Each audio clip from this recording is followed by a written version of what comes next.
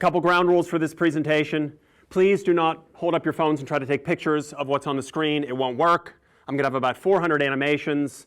You will catch a tiny fraction of what I'm saying, but the presentation will be available later, and happy to go through this. This is not specifically about video. It's about a lot of things and how we see the overall market. And hopefully it's going to be very provocative. I will undoubtedly insult quite a few people in the audience and quite a few people who have not chosen to show up. So very quickly, a bit about my company. It's almost 20 years old.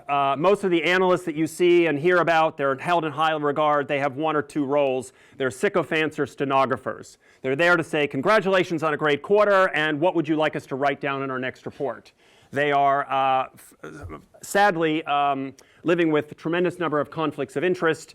We are really the pioneers of independent research. We've been doing it for 20 years, as I said. We don't take any money from the companies. Anytime when I saw something the other day, someone is top rated in Gartner's Magic Quadrant, I asked the guy from the company, how much did you pay for that?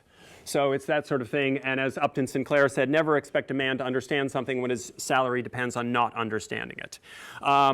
There's a great example of this that we had just recently. Uber, the Uber IPO, everybody saw that. 29 Wall Street banks told you this is going to be the best thing ever. You can see that out of the 37 analysts, we were the one sell, and the stock went down 35%. So you can see who's got your back. Wall Street, the city, all of this, and the industry analysts, they are a promotion machine. They are not here to tell you the truth. They're here to give you a paid-for message, and you should treat what they say with extreme caution, even though oftentimes it's put on a pedestal. Okay, so I'm going to do this in a sort of word of the day format, just to sort of spark some thought. Damon's seen me do this already. He's used to that. Oligopoly. I don't like this fact, but this is the data on, again, someone is going to hold up their phone and try to take a picture of this. Good luck. This is the data on what happened in the last 4 quarters with sales, in incremental sales from all the leading big tech companies. That's the global market for digital advertising broken down. The large blobs you can see, can't see them very well here, are Google and Facebook, unsurprisingly. And indeed, big tech right now has about $93 billion of R&D spend and something around $350 billion of net cash. This is the state of the world. We can just debate it. We can talk about what we can do about it. We are going to talk later about regulation, but these are the facts. And this is what we live and breathe every day as financial analysts. Again, Facebook and Google continue to grab huge amounts of incremental spend. Last quarter, it was $6.8 and $3.9 billion. The rest of the listed digital ad world generated $360 million of incremental spend in third quarter 19. They're in a league of their own.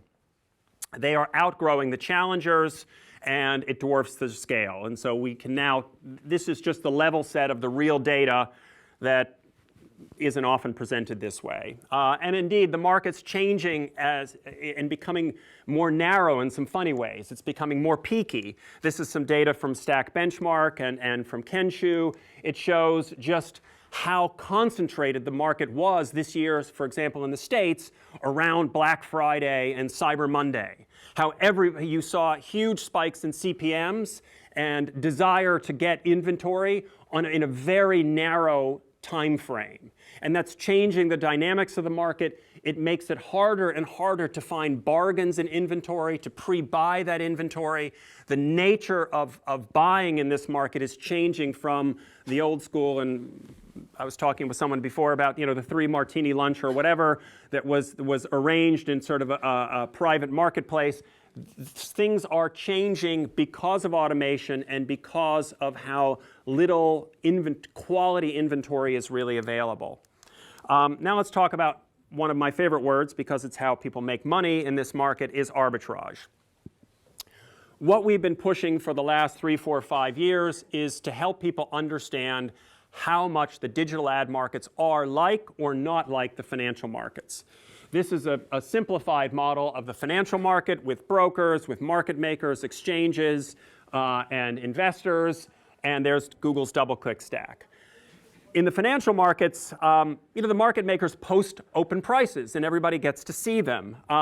There are standard terms and standard items. When you buy a share of BT or BP, you're getting that single share. It is only, you have an identified number on that. And in Google's ad tech stack, they take advertiser orders, but they don't pass on that data. So there's some real differences here. There is no independent clearinghouse or settlement system. There's no way to audit whether you got a good price in that market. And clearly, whether it's unified ad campaigns or the move to first-party auctions, all of these are facilitating greater arbitrage. And again, this may not be strictly legal from a financial market sense, but it is the way the digital ad market is organized. It is also why we recommend to people to buy Google stock, because it's why they'll generate something around $56 billion of free cash flow in the next 5 quarters. Actually, it's operating cash flow, not free cash flow. So there's some big differences here. In NASDAQ and the New York Stock Exchange trades about 8 billion items, instruments, whatever you want to call them, a day. The digital ad market trades hundreds of billions of impressions a day. So the scale is much greater. The shares that you're trading have persistent and intrinsic value. One share of BP or BT is always worth the same. An ad impression has a temporal value, and it's non-comparable.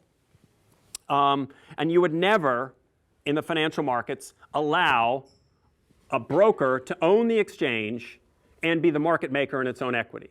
It is incomprehensible that you'd have Barclays, for example, who would own the London Stock Exchange and be the sole market maker in Barclays stock. But that is, some people are nodding along, okay, you get this, that is what is happening in the digital ad markets. The similarities are the role of the exchange. The same high-frequency trading technology is being applied in the financial markets and in the digital ad markets. And there's huge volumes of speculative bidding that have no intention of ever closing the deal, just to gain information. And what we saw for a very long time is many companies sniffing the bid stream to get data that actually they really ought not to have been given access to. So look, I'm not going to go into the detail here because there's a lot. As I said, you can have these slides later. There's a lack of visibility and transparency here. And unlike the financial markets, you don't get the chance to assess those instruments that you're buying. And again, I'm sort of same message here. This is all to facilitate arbitrage. And arbitrage is buy low, sell high as often as you can. Leverage. I don't know what that little number 19 is there. Let's talk about leverage. This is one of the biggest issues that I think is not talked about properly in the market. It's the leverage that companies like Google hold over publishers as their selling agent. Google, I think, enforces what I call an omerta, sort of code of silence in the publishing community by dint of the fact that it pays out $12 billion of traffic acquisition cost. Is there any publisher out there that's willing to say, yes, we want no ads placed on our site from Google anymore? Didn't see a show of hands there, so there this is kind of, keep quiet and we'll keep sending you some of the money. How much of the money, we're not going to tell you. Where it comes from, that's up to us. But this is fundamentally a point of leverage that Google has obtained over the rest of the publisher world. They allow Google to represent them as an agent and give them leverage. What are the solutions to this? One is obviously private marketplaces, and I think we talk a lot about that. There could be a lot more done with this. Someone else is nodding along, so at least I've caught 2 or 3 of you awake this morning.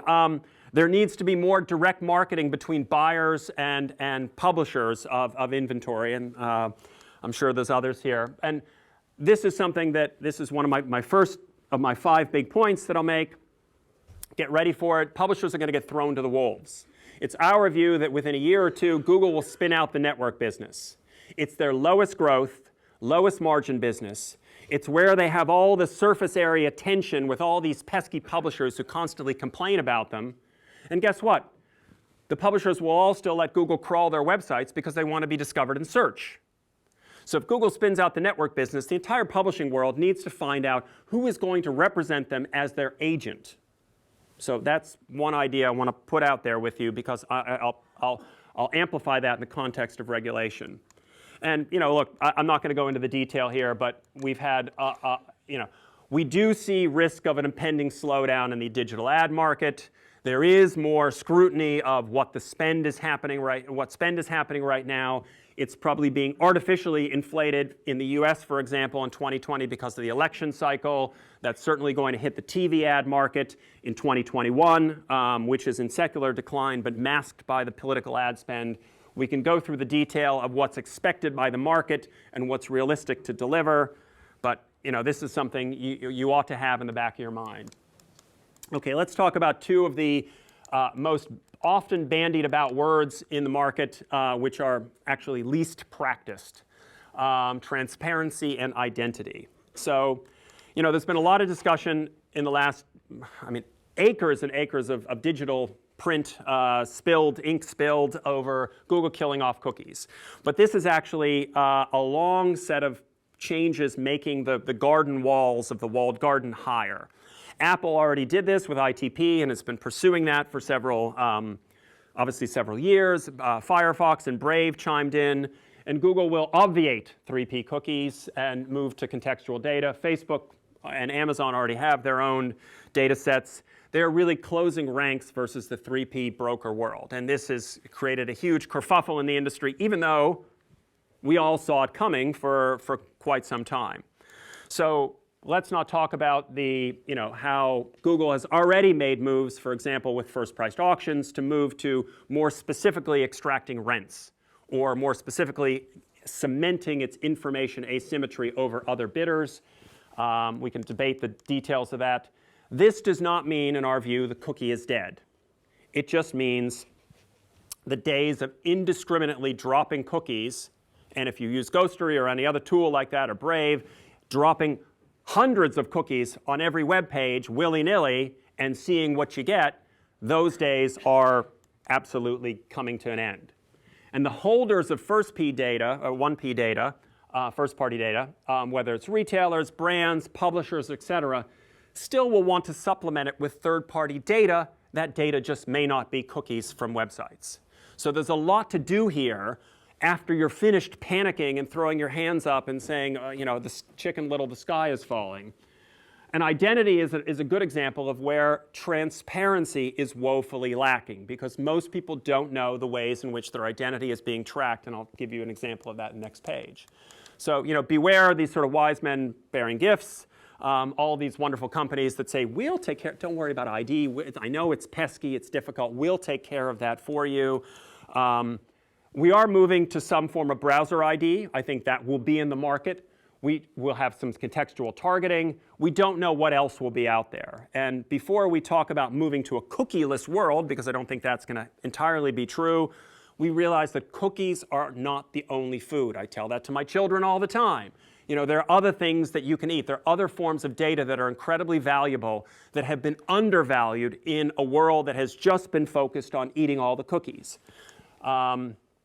And I think here you have a lot of companies that have been, and some of those in the top I put in that list, faking it to make it. There's going to be a new ecosystem of identity that's getting assembled, and there's no doubt that those three companies plus Amazon are going to assemble it. But who else is going to participate? What first and third-party data can they assemble, and how can they do it? That remains to be seen. And that, to me, is one of the really interesting questions, both from a financial point of view and from an industry point of view. The walled gardens, they have a huge edge. There are publishers with logged-in users that now also have a big opportunity of what they can do with the data. The thing they need to do, I've already scared Prohaska off. He's leaving. Yeah. Thanks a lot. He's got to do a call. Okay, I will see how I do with his panel. Stop. Yeah. The thing the publishers have to do is stop signing the damn data donation agreements. Someone comes up to you on the street and says, hey, I want to buy your data. Here's a little money. Every publisher in the world has at some point said, yeah, sure, we'll take the money now. We just need to make the quarter. They have to stop doing that. They have to stop handing over the data willy-nilly to the 80 guys that want to drop a cookie on their page and then all of a sudden devalue the data that they have. And this is, I haven't watched this show, but people tell me it's very good. Get used to being naked, okay? Because data is going to start to lay bare a lot of the hidden fees that are in this ad tech ecosystem and the economic suppression that comes from those hidden fees, and it's going to start to lay bare who really has your identity and who won't. So I think there's a lot of companies that will struggle moving through this transition. Let's talk about regulation, something I spent a ton of time on. We just wrote a piece on it yesterday. We think of it as a stalking horse. If you directly go after Google and Facebook and Amazon and so forth, nothing will happen. I think we've seen that already. And we can talk about data being the new oil and GDPR and so forth, and we need renewables. We need to find a new way of dealing with personal data. And the sad fact is, even these incredibly formidable women have really got very little done so far in terms of changing the behavior of the big tech companies, certainly in terms of the cash flow we see coming through their P&Ls. One approach that I think many companies take, far too many companies, I'll give you a great example coming up, is they just break the law. How many people here have ever driven faster than the speeding limit? Right? You all break the law. Fine. Or just outgun the regulator. The Irish Data Protection Authority, which has jurisdiction over Facebook and Google because they're obviously domiciled in Ireland, as one would be because of the low corporate tax rate, has a budget of 12 million euros. We have it on good authority that Facebook uses something over 400 law firms. Why do they do that?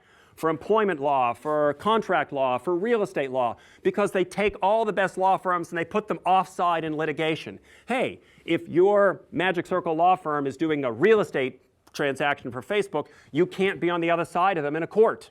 Very clever, very, very clever. And look, full frontal assault is not going to work. We see all these folks. We talked to many of them. We gave evidence to the CMA. We spoke to the CMA. We're speaking to the ICO next week. We're involved with some folks in the States, but they're all having fragmented views of what needs to be done. They disagree on what needs to be done. This is a very, very long road. Do not expect regulation is going to bail you out. And let me give you another, this is going to show you how completely weird I am. You're starting to get the academic work that really shows stuff. Is anybody here from Oath or Verizon, Verizon Media? Anybody here from there? Oh, it's a missed opportunity to insult them. Okay, so this is what I do. This is what I do in my spare time. I read Dark Patterns After GDPR, Scraping Consent Pop-ups and Demonstrating Their Influence. And what this shows you is that a tiny, tiny fraction, 12% of consent management platforms on the top 10,000 sites in the UK actually come within minimum compliance of GDPR. Many of them do nothing. They offer no reject all. They offer no opt-out. And let me give you a great example. How many of you have ever gone to TechCrunch or Verge or Oath, right? If you start saying, hey, you know what, I don't just want to say OK, you go through this series of screens. That's where you get to. And then I started A. This gets me to the list of foundation partners and IAB partners. I started A, and I go to this German, Datenschützen, whatever, that just starts with AA or AB or something like that. And there are 400 partners I have to each individually tick, looking through their privacy policies. It would take me hours to do this. This is wildly out of compliance with GDPR. There is no doubt that this company has chosen, like many others, to say, hey, guess what? We're going to speed. We're going to go faster than the speed limit. If I get caught, I'll pay a fine. Let's hope we don't get caught is not a long-term strategy. I think enforcement has been woefully inadequate here. There's been 110 million euros of fines levied in GDPR cases, 50 million of which was in one case in Google in France. But this is woefully inadequate, and this is the industry failing consumers and failing to get with the program. So look, we can look at all these issues, bundling of services, information asymmetry, lack of transparency, the market power. This is really interesting in the CMA report. They linked the profits, the supernormal profits of Facebook and Google with their market power as evidence that they have market power. Unfortunately, right now, you're going to get really depressed because I'm going to give you 5 reasons why nothing is going to happen. Reason number 1, if the NSA and CIA were really clever, they would have invented Facebook and Google. Unless you think Edward Snowden made it all up and is a complete fantasist, this is an incredibly valuable resource for the US to have. Number 2, Google and Facebook spend collectively $50 and $35 billion in fiscal year 2019 on CapEx and R&D. Google hired 18,000 people last year. What congressperson doesn't want to have these high-paying jobs come to their district or the data center built there so they can get a lot of construction jobs building that data center? They also pay tax on business outside the US. So it was very interesting to see the back and forth over digital services tax in France and now the UK.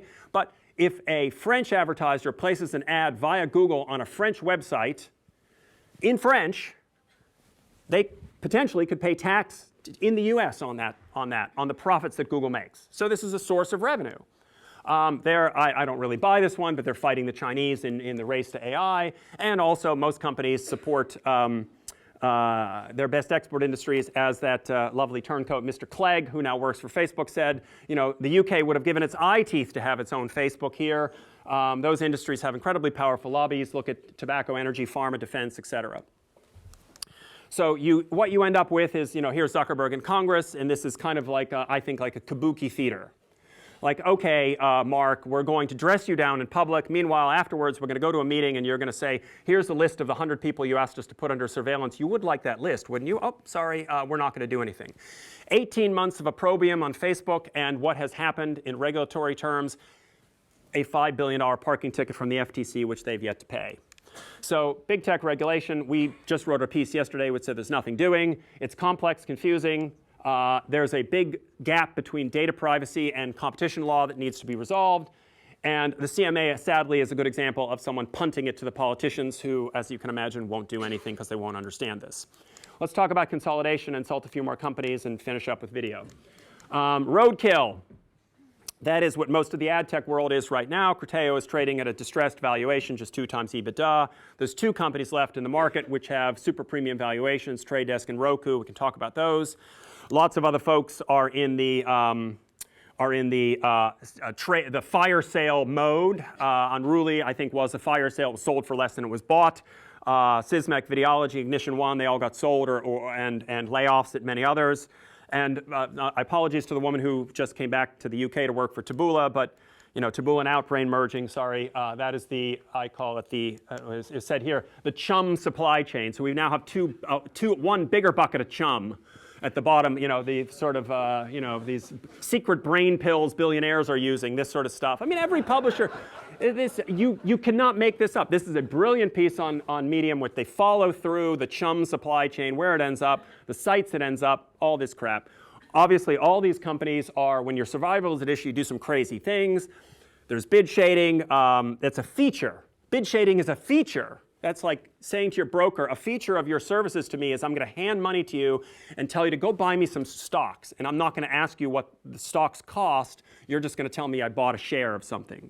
What margin I made, who knows? Another hidden fee scandal coming there. You have some fantastic research, I can't tell you from whom, but showing that certain combinations, surprisingly, of DSP, exchange, and SSP lead to, if you suppress them, they lead to dramatically higher outcomes for the publisher.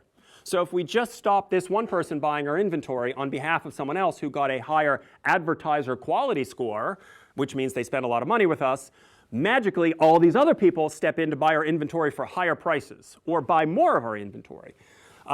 Really interesting, this stuff is coming out. And there's lots of these data markups via checkboxes. If you buy on particular DSP, they have a lot of data fees may apply at the bottom, box pre-ticked. Hey, why don't you just hand us extra money out of your wallet? It's like ordering a coffee and they gives them £20, they give you no change. Oh, sorry, well, this is a great coffee, don't worry about it. So now, the idea is you're going to put all these companies together. I can tell you from being on the other side of it, 20 years being independent, M&A almost never works for many reasons. It won't stop the bankers from trying. It won't stop Terry Kawaja from trying to orchestrate putting companies together that he encouraged to be built in the first place. Now let's talk about video, and we'll get to, this is my last slide, and we'll get to conclusions. Yeah, when I see this, you're at the peak of the hype cycle. The video Lumascape, packed full of companies all waiting to realize their consolidation or their future fate. The reality is rapid growth of CTV ignores a few things. There's a lack of quality inventory, and there is risk of extensive ad fraud. When I see the Roku ecosystem, I look at the same thing that you have, like the Play Store, where you can have tremendous amounts of ad fraud. Who's watching all those Roku channels where all those impressions are being dropped? Video tech is already consolidating. You can see from all the M&A that Unruly was sold. SpotX and Teads are for sale. That's not what you do when this market is exploding. There's a risk of politics, as I said, masking a decline. And look, the reality is as this market gets more mature, CPMs will drop. Right? People will understand what they're buying. They won't be doing it in a speculative way. They'll drop. And Disney, Netflix, et cetera, they could have addressable inventory. You see all these companies, and this, I'm sorry this guy isn't here now. When I see this, the value of CTV advertising opportunity cannot be underestimated. It cannot be yes, it can. Yeah, let's just cool it down. This is not some nirvana, next great thing that's going to save the digital ad industry. Which premium publisher or broadcaster, whatever you want to call it, will make the same mistakes that everybody on the web did by handing over all their inventory to a opaque third-party buying or selling arm? You have fragmented audience, limited data. This is this is the 100 most popular shows. They're all over the place. Try finding the audience. Try finding the data against those shows to really buy properly. So content owners, are they going to give up visibility? You don't have upfronts in the same way in Europe as you have in the US, but that's how Les Moves at CBS knew his quarter 2 quarters in advance. He sold most 90% of his, or 80, 90, 100% of his inventory if he could. At upfronts, he knew exactly what he was going to get. He always made the quarter. And will addressability actually yield higher prices? That remains to be seen. So look, CTV, it's the hope of way too many companies, all these companies up there, for supranormal growth.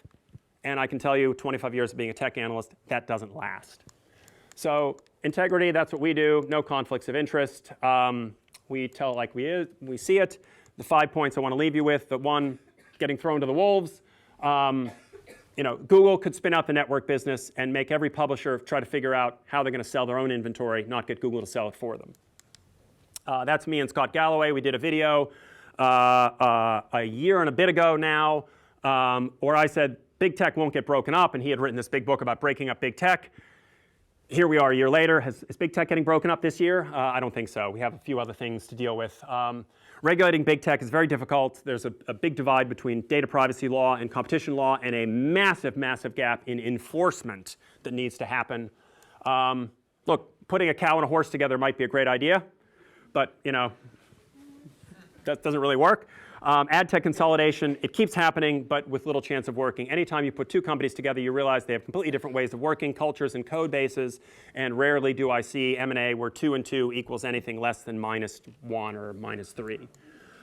Get comfy being naked. That's actually 400 people in Britain running into the ocean in the middle of some freezing weather like yesterday maybe. Transparency is coming to at least some parts of ad tech, and it's going to change the dynamics of the market. I think the research that I've seen as it gets rolled out, people are going to start realizing how much money they've been leaving on the table for intermediaries and start to unpack the ad tech tax and ask what they're getting for it. And finally, CTV, I think it's nearing the peak of the hype cycle. It's going to fall into the normal chasm of despair, after which you will then, at the end of it, have lots of interesting opportunities, but ones with a much more realistic expectation on it. That's me. If you want to copy the presentation, Vincent's going to have it available, or you can drop me a line. And if we have any time, depending on Vincent's tight schedule, we can take a few questions. Thank you very much.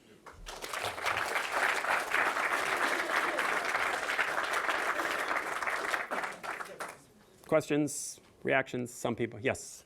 So outside of the walled gardens, where do you think the exciting areas are in ad tech? What companies or sectors are exciting in the next few years?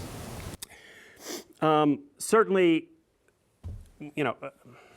there's a lot of excitement of what can be done in the white spaces or the failings of the walled gardens. I think there is a terrific opportunity for forcing, and back to this naked point, we will need to get better transparency into walled gardens and better attribution and measurement, because it's woeful and woefully inadequate right now. I think we can agree with that. I think there's now some discussion about the rebirth of contextual advertising. Maybe it's back to the future, but there are many companies that are looking at doing that particularly in a particularly new way that could be really effective. And I think there is a tremendous opportunity for first-party data sets sitting in publishers or brands to be brought together in a collective way that doesn't oblige you to then also draw data from walled gardens or rely on them for conversion data or usage data or what have you. I think there's the walled gardens have done a brilliant job of divide and conquer for the rest of the web. The rest of the web needs to get together and protect their data and activate it in a more effective way.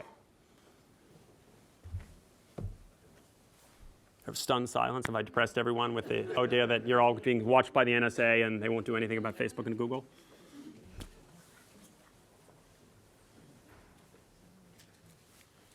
Okay, thank you.